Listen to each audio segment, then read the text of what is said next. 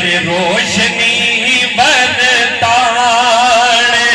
والا، روشنی برتانے والا۔ حضرت سیدہ اماں حلیمہ فرماتی ہیں جب میں حضور کو لے کے اپنے گھر کے اندر گئی، آپ فرماتی ہیں حالات پہلے کچھ اور تھے، لیکن جب میں حضور کو لے کے اپنے گھر کے اندر گئی ہوں، قسم ہے اس ذات کی جس کے قبضہ قدرت کے اندر حلیمہ کی جان ہے،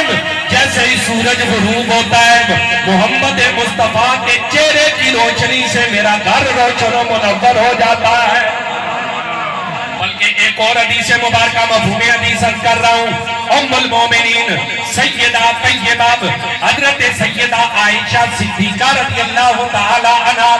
آپ فرماتی ہیں میں کپڑے سلائی کر رہی تھی، سوئی میرے ہاتھ سے گری،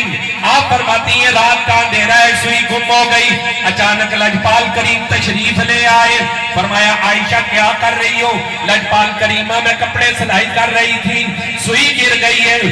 اماں عائشہ صدیقہ فرماتی ہیں لجپال کریم مسکرائے، حضور کے دندان مبارک سے ایسا نور نکلا کہ گمی ہوئی سوئی بھی مجھے مل گئی۔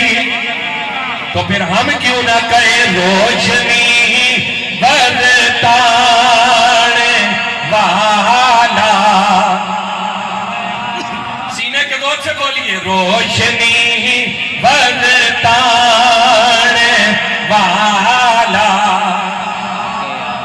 مفہوم حدیثت کر رہا ہوں، لجپال کریم کی بارگاہ کے اندر صحابہ بیٹھے ہیں، رات کافی بیت گئی، صحابہ اکرام کو جب اجازت ہوئی واپس جانے لگے، دو بوڑھے صحابی ہیں حضور کی بارگاہ میں حاضر ہوں گے، محبوبہ ابھی آنکھوں کے اندر وہ چمک روشنی نہیں، بڑھاپا ہے، اندھیرا بھی ہے، موسم بھی خراب ہے، لجپال کریمہ روشنی کا انتظام فرما دیں۔ امام الانبیاء صلی اللہ علیہ وآلہ وسلم نے فرمایا اے میرے غلاموں تمہارے پاس کوئی چیز ہے؟ عرض کی محبوبہ جس لاٹھی کے سہارے چل کے آئے ہیں، محبوبہ وہ لاٹھی وہ آسا وہ ڈنڈا موجود ہے، حضور نے فرمایا قریب لاؤ۔ بوڑھے صحابی کہتے ہیں ہم نے وہ اپنا ڈنڈا آسا لاٹھی وہ کھنی حضور کی بارگاہ میں پیش کی، لجپال کریم نے اپنا ید اللہ والا ہاتھ اس لاٹھی کے اوپر پھیرا، صحابی کہتے ہیں وہ لاٹھی بھی روشن و منور ہو گئی، پھر خود ہی روشن نہ ہوئی بلکہ وہ صحابی کہتے ہیں کہ ہم حضور کی بارگاہ سے اجازت لے کے جب باہر نکلے وہ لاٹھی وہ ڈنڈا ایسا روشن ہوا کہ وہ اس کی روشنی سے ہمیں رستہ بھی نظر آنے لگا۔ تو پھر میں کیوں نہ کہوں روشنی